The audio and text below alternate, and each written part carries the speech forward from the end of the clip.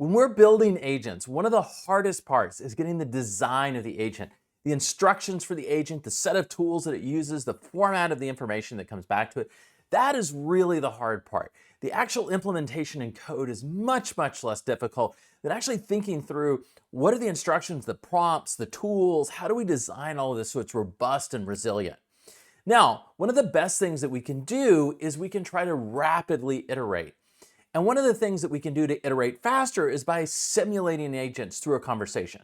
Because at the end of the day, the agent loop is essentially a big automated conversation. And we can do exactly what's going on in the agent loop. Well, not totally exactly, but really close, simply by going into something like ChatGPT and having a conversation if we set it up in the right way. So it looks very similar to the prompts that the actual agent will be receiving in our agent loop.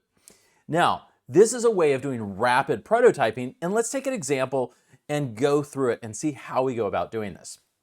So what I'm going to do is I'm going to set up a simulation, and this is the prompt that I'm going to use to build that simulation. I'd like to simulate an AI agent that I'm designing. The agent will be built using the game framework with these components: goals, document all the code of the project; actions, list files, and I have fully qualified path; read file, write file. At each step, your output must be an action to take, stop and wait, and I will type in the result of the action as my next message. Ask me for the first task to perform. The goals are specified here, the actions are here, the environment is me. I am the execution environment. And what it's gonna happen is it's gonna output an action. I'm gonna go and tell it, here's what the result of your action is. So I am becoming the manual human execution environment, which allows me to dream up any tool under the sun and how it might behave, inject errors arbitrarily. And then finally, the memory is essentially just the conversation. So I input this prompt and it says, great, what's the first action you'd like to perform? And I come back and I say, document the project. And then it goes and basically is running the first iteration of the loop. Our agent loop has been kicked off and it says list files, fully qualified path. Now there's many different things I could do at this point. I could sort of allow it to put something like fully qualified path in, or I could be more strict and I could say, you know what, that's not really the behavior I want because I want it to fill in the path and it didn't. So I go back and I say, well, error, no path provided, right? It just filled in some random variable name. And it says, please provide the fully qualified path of the project directory. And what this has shown me is I've got a flaw in my design of my agent. Now, if we go back and we look at the agent design, it had a tool to list the files, read a file, and write a file, but they all depend on a fully qualified path, and we haven't given it a starting path. Now, this could be something we could inject into the memory as a fully qualified starting path. That would be one way of fixing this design flaw.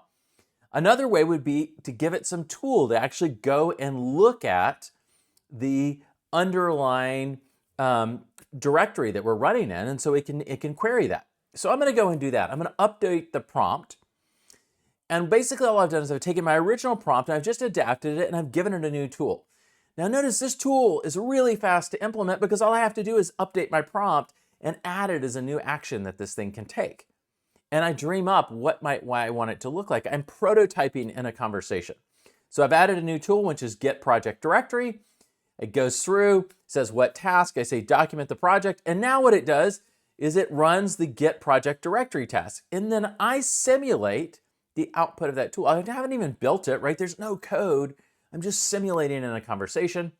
And then that's all it needs, right? It can go and then say, okay, list files. And now it gives me the actual fully qualified path of the directory based on the output of my prior tool that I simulated. So I'm going to simulate that these are the files that are in the directory. It then comes back and it says, okay, read file. Our agent loop is running, it's running actions. Each time when it runs an action, we are acting as the environment, we are simulating the output back, and our conversation is the memory that it has. And so when I say, okay, well, print hello world is all that's in that file, it then comes back, it runs the next action, which is write file. Now things get interesting because I've discovered a potential design issue that I might want to fix. I didn't really specify very clearly what it meant to document the project, and it's deciding to overwrite the existing file and add comments to it. So what I've got is an ambiguity in my goals. Now I could go back and I could refactor my goals to make it more explicit about what it's supposed to do, or I could change my tools and my tool design to make it really clear through my tool design, or to prevent this type of thing. For example, I could throw an error if you try to write over an existing file, or I could go and make it so it's create doc and it passes in the name of the file it's documenting for, and I could take that decision making out of the agent's hands. But you see, this conversation is allowing me to discover those issues and rapidly iterate and change the design of the agent much faster than we can do if we're going to do this in code and execute and compile or whatever we're dealing with. And then I can go back and continue simulating, see if it handles different languages okay. So now I've got a Java file that's being read and it goes through and it documents it. I could go and test and see how long can the conversation get, like how many files can I put in that original listing and give it text back before it breaks down. It becomes much easier to do that initial rapid experimentation.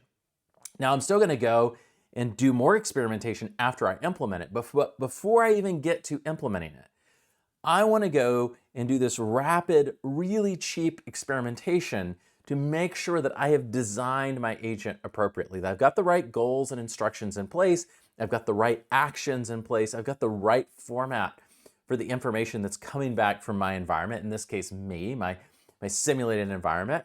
And I want to look at how is a conversation going to work? How long can it get? Will it break down? Will it be able to get what it needs out of the conversation?